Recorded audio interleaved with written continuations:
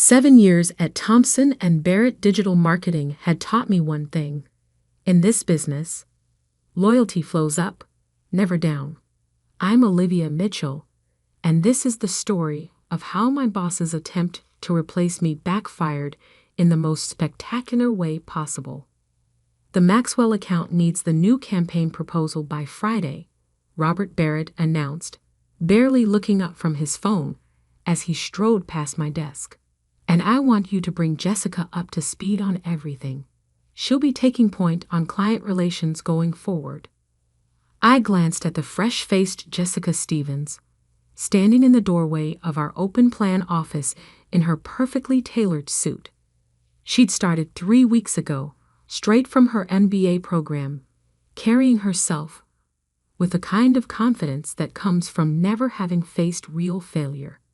Of course, Robert, I replied, keeping my voice neutral. I'll make sure she understands all the nuances of the account.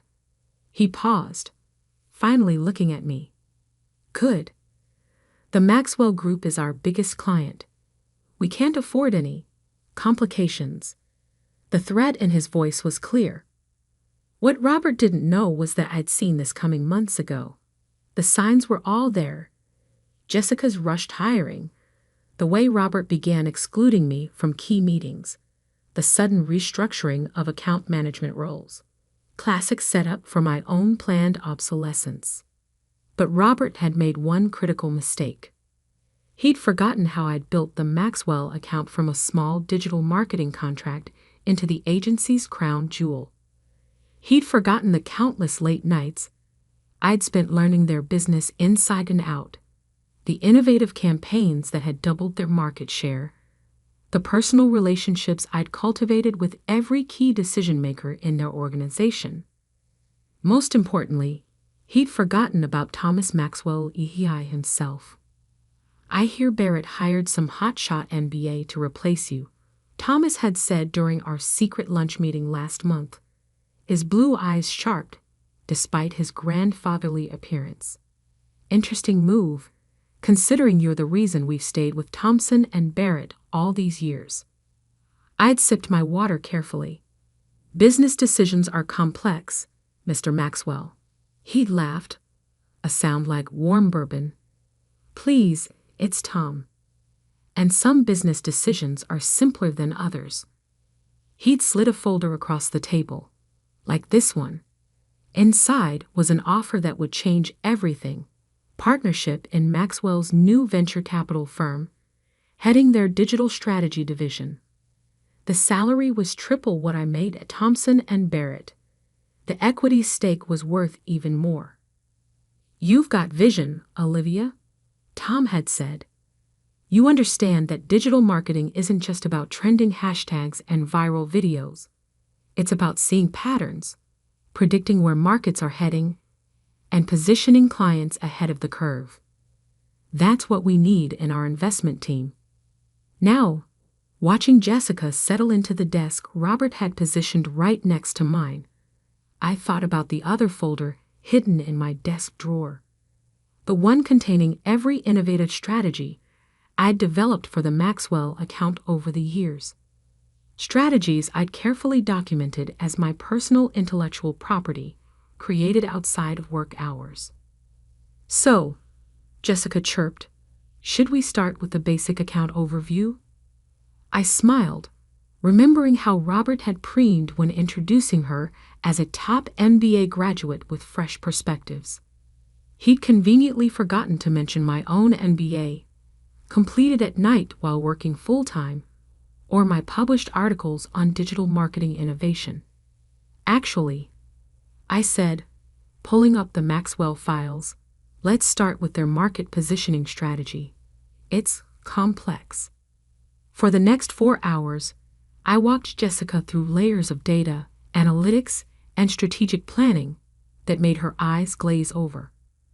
Robert had hired her to replace me, but he hadn't considered one crucial detail. You can't replace 7 years of expertise with 3 weeks of orientation.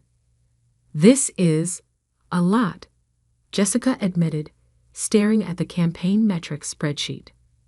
How do you keep track of all these moving parts? Experience, I said simply, and understanding that every number tells a story. My phone buzzed, a message from Tom Maxwell. Board meeting tomorrow, 10 a.m. Everything in place? I glanced at Robert's office, where he was undoubtedly planning my eventual exit. He thought he was orchestrating a smooth transition. He had no idea he was actually setting the stage for his own comeuppance. Just remember, I told Jessica, tomorrow's presentation to the Maxwell board is crucial. They'll expect detailed answers about every aspect of their digital strategy. She paled slightly. I thought you'd be handling that. Oh no, I said, gathering my things for the day. Robert was very clear. You're taking point on client relations now. I'm just here to support the transition. As I left the office that evening, Robert called out, "Everything's set for tomorrow." I turned, offering my most professional smile. Absolutely. Jessica's fully prepared to demonstrate her grasp of the Maxwell account. He nodded, satisfied with what he assumed was my quiet acceptance of my fate. He didn't notice me touching the folder in my bag, the one containing not just my partnership offer from Maxwell Ventures, but evidence of every strategic innovation I developed independently. Tomorrow's meeting would indeed change everything, just not in the way Robert expected. After all, as Tom Maxwell liked to say, the best business moves are the ones your competition doesn't see coming until it's too late. And Robert Barrett was about to learn that lesson the hard way. The Maxwell Group's boardroom commanded the entire top floor of their downtown headquarters, offering a panoramic view of the city skyline. At 9:45 a.m., I watched Robert adjust his tie nervously as Jessica arranged her presentation materials. Her confidence from yesterday notably diminished. "Remember," Robert whispered to her, "just stick to the basic overview. Olivia will handle any detailed questions." I suppressed a smile, thinking of the 3 calls I'd received from Jessica last night, each more panicked than the last, as she struggled to understand the complexities of the Maxwell account. Tom Maxwell entered precisely at 10 a.m., followed by his board of directors and their entire digital strategy team. I noticed several venture capital partners among them, faces I recognized from my secret meetings over the past month. "Good morning, everyone," Tom announced, taking his seat at the head of the table. "Today we're reviewing our digital marketing strategy and discussing some exciting new directions for the Maxwell Group." His eyes met mine briefly.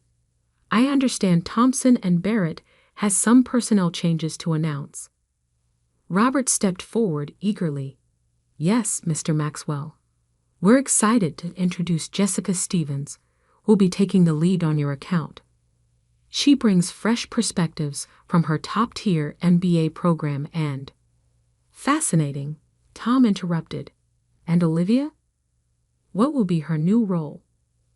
Robert's smile faltered slightly. "Olivia will be transitioning to more of a support position, ensuring a smooth handover of responsibilities."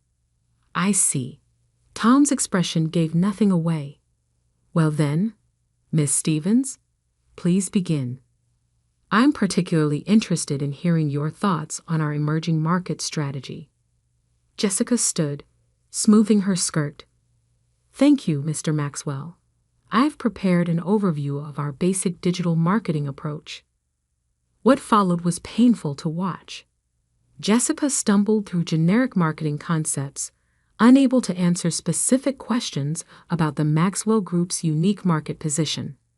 When the board's CFO asked about the ROI metrics of the latest campaign, she froze completely. "Perhaps," Robert interjected, "Olivia can address some of these technical details." "Actually," Tom said, "I'd prefer to hear Ms. Stevens' understanding of our account. After all, she is taking the lead role." The next hour was a masterclass in professional demolition. Every question revealed another gap in Jessica's knowledge. Every attempt by Robert to intervene was smoothly blocked by Tom or other board members. Let's discuss the Asian market expansion, one board member suggested. Ms. Stevens, can you walk us through the localization strategy Olivia developed last quarter? Jessica glanced desperately at her notes. The localization strategy. Yes, Tom added, the one that increased our Asian market share by 40% in 3 months. Surely Robert ensured you were briefed on that? Robert's complexion had taken on an interesting shade of gray. He knew as well as I did that the Asian market strategy had been my personal project, developed using my own proprietary analysis methods. I have those numbers right here, I offered, opening my laptop. Along with something else the board might find interesting. I connected to the room's display system, bringing up a presentation I'd prepared for this exact moment. While reviewing our strategic documentation, I realized that many of our most successful campaigns were developed using methodologies I created independently, outside of my work at Thompson and Barrett. Robert's head snapped up. What are you talking about? All work product belongs to the agency. Actually, I continued smoothly, I've maintained careful records showing when and where each strategy was developed. My personal research and innovation, done on my own time, using my own resources. I pulled out a folder of notarized documents. My lawyer has reviewed everything. These methods are my intellectual property. The room fell silent as the board members examined the documentation. Robert's attempt to speak was cut off by Tom's raised hand. Very thorough, Olivia. But why bring this up now? I clicked to the next slide, showing the performance metrics of campaigns using my methods versus traditional agency approaches. The difference was stark.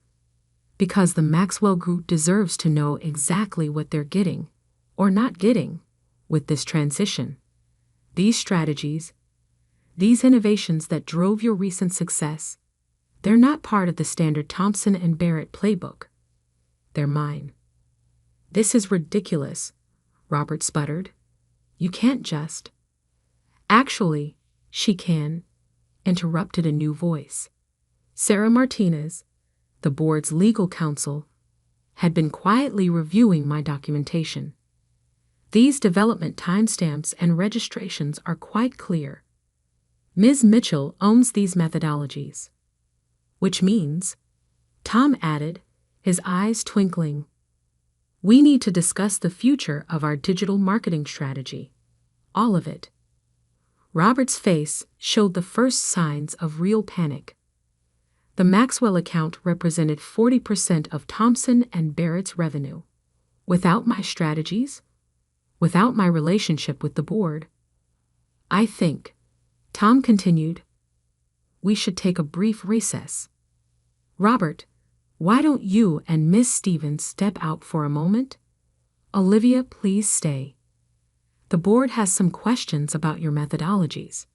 As Robert and Jessica were escorted out, I caught a glimpse of their shell-shocked expressions. Through the boardroom's glass walls, I watched them huddle in the waiting area, Robert gesturing frantically as he pulled out his phone. Well played, Tom murmured as the board members chatted among themselves. Though I suspect Robert hasn't realized yet that this is just the opening move. I smiled, thinking of the partnership agreement in my briefcase, ready to be signed. Sometimes the best strategies aren't about the immediate victory. They're about positioning for what comes next. Tom finished, nodding approvingly. Speaking of which, he gestured to his assistant, who began distributing folders to the board members. The Maxwell Group's logo was embossed on each folder, alongside the words, Digital Innovation Division. My new department, once everything was finalized. Through the glass, I could see Robert pacing, probably calling Thompson and Barrett's senior partners. He still thought this was about keeping the Maxwell account. He had no idea that in the next hour, his agency's entire digital strategy department, the one he'd built his reputation on, would be revealed as dependent on methods they no longer had the right to use. Tom stood, addressing the board. "Shall we begin the real meeting?" I opened my laptop, ready to present my vision for Maxwell's digital future. Robert had taught me one valuable lesson over the years. In business, like in chess, the winning move isn't the first one you make. It's all the moves you've planned after that. The next hour, in the Maxwell Group boardroom, redefined the word comprehensive. I walked the board through every aspect of my digital innovation strategy, not just marketing plans, but an entire ecosystem of digital transformation that would position Maxwell Ventures at the forefront of the industry. These algorithms don't just predict market trends, I explained, displaying complex data visualizations. They identify emerging opportunities before they become obvious to traditional analysts. That's how we achieved that 40% growth in Asia, by seeing patterns others missed. The board members were fully engaged, asking detailed questions about implementation timelines and resource requirements. Through the glass walls, I could see Robert still pacing, his phone practically glued to his ear. "And you developed all of this independently?" Sarah Martinez, the legal counsel, asked. "Every bit," I confirmed, pulling up my documented development timeline. Nights, weekends, using my own resources. I knew these innovations were too valuable to simply hand over to an agency that didn't appreciate their potential. Tom Maxwell leaned forward. "I think it's time we brought Robert back in.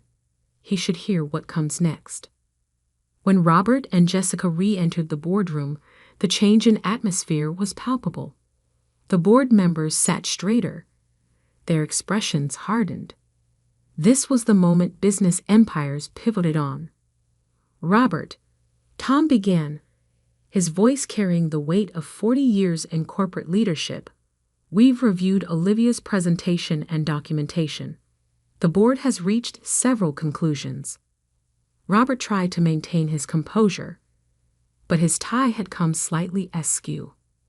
"Mr. Maxwell, if this is about the account leadership transition, I assure you, this is about far more than that," Tom cut in. "We've determined that the majority of Thompson and Barrett's successful strategies for our account were developed using Olivia's proprietary methods. Methods that, as of this morning, you no longer have legal right to use." The blood drained from Robert's face. That's not possible. Our contract." "Your contract," Sarah Martinez interjected, "covers standard agency services. Ms. Mitchell's innovations were developed independently, properly documented, and legally protected. She owns them. Which means," Tom continued, "every campaign, every strategy, every innovative approach that drove our success. You can't legally continue using them without her permission." Robert fell heavily into a chair. "We can develop new methods, in time for the Asian market expansion, the European product launch, the digital transformation initiative." Tom shook his head. "Those projects require immediate action, and from what we've seen today, your new team isn't equipped to handle even basic account management." Jessica, who had been silent throughout, suddenly stood. "Mr. Maxwell, if I could just—" "Ms. Stevens," Tom said kindly, "this isn't about you. You were simply a pawn in someone else's poorly planned game." He turned back to Robert. "Which brings us to the board's decisions." I opened my briefcase and withdrew 3 documents, sliding them across the polished boardroom table. First, Tom announced, "The Maxwell Group is terminating its contract with Thompson and Barrett, effective immediately." Robert's hands began to shake. The Maxwell account wasn't just 40% of the agency's revenue, it was the cornerstone of their reputation. Losing it would send shockwaves through the industry. Second, Tom continued, we're announcing the formation of Maxwell Digital Innovations, a new division focused on digital transformation and investment strategies. Olivia will serve as executive director, with full autonomy to build her team and implement her methodologies. And third, I added, speaking directly to Robert for the first time, I've prepared a comprehensive list of every client campaign that utilized my proprietary methods. Your agency has 24 hours to cease using them or face legal action. Robert's facade finally cracked completely. You can't. This will destroy your reputation? I finished. Your position in the industry? The things you tried to take from me? I smiled professionally. Consider it a valuable lesson in digital disruption. The press release goes out at noon, Tom added. I suggest you use the next 2 hours to prepare your agency's response. And Robert? The board remembers how you handled Olivia's contributions. We'll be watching to see if you try to spin this. As if on cue, phones around the room began buzzing. The industry grapevine was already active. Thompson and Barrett's stock would start dropping the moment the markets caught wind of the Maxwell account loss. Olivia, Tom said, standing to signal the meeting's end, shall we show your new team their offices? I gathered my materials, watching Robert slump in his chair, his career imploding in real time. Jessica had already slipped out, probably updating her LinkedIn profile. One more thing, I said, pausing at the door. Those strategy documents you asked Jessica to review yesterday? They were decoys. Simplified versions I created specifically for the transition. The real innovations, the ones that actually drove our success, those never left my personal files. The look of complete defeat on Robert's face was almost worth the 7 years of watching him take credit for my work. Almost. The next few weeks transformed the industry landscape. Maxwell Digital Innovations became the talk of the business world, with our innovative approaches attracting clients and talent from across the globe.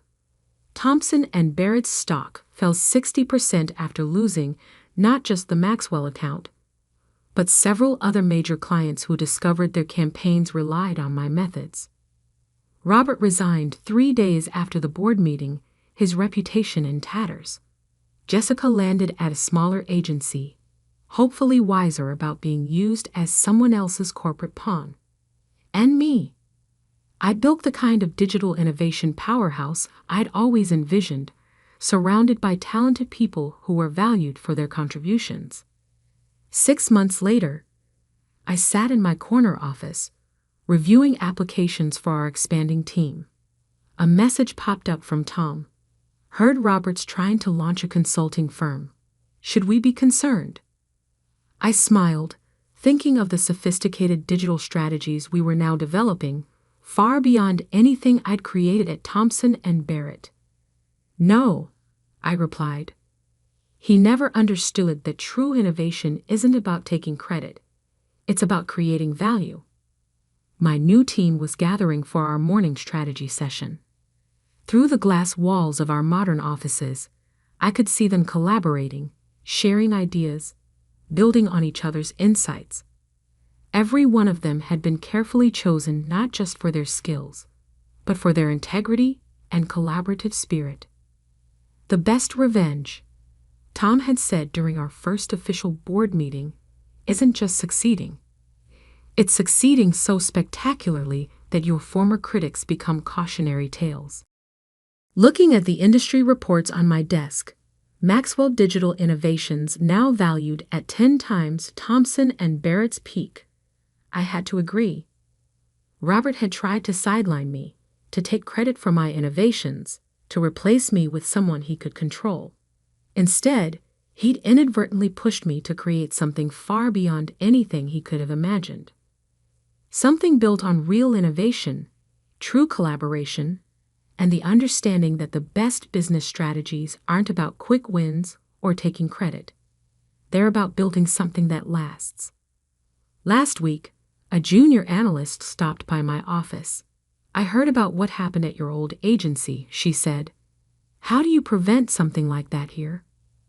I showed her our innovation tracking system, where every team member's contributions were documented and credited, where collaboration was rewarded more highly than individual acclaim, where value was measured not by who could take credit, but by what we could create together. "The truth is," I told her, "the best protection against corporate betrayal isn't revenge. It's building a culture where such betrayal becomes impossible." She nodded thoughtfully, then hesitated. "And the rules about documenting our independent innovations." I smiled, thinking of that leather folder that had changed everything. Document everything. Protect your work. But most importantly, create something so valuable that anyone who tries to steal it only reveals their own limitations. As she left, I glanced at the framed article on my wall. Maxwell Digital Innovations, Redefining the Future of Digital Strategy. Below it sat a small plaque with the words that had become our division's unofficial motto: "Innovation protected is power preserved. Innovation shared is power multiplied."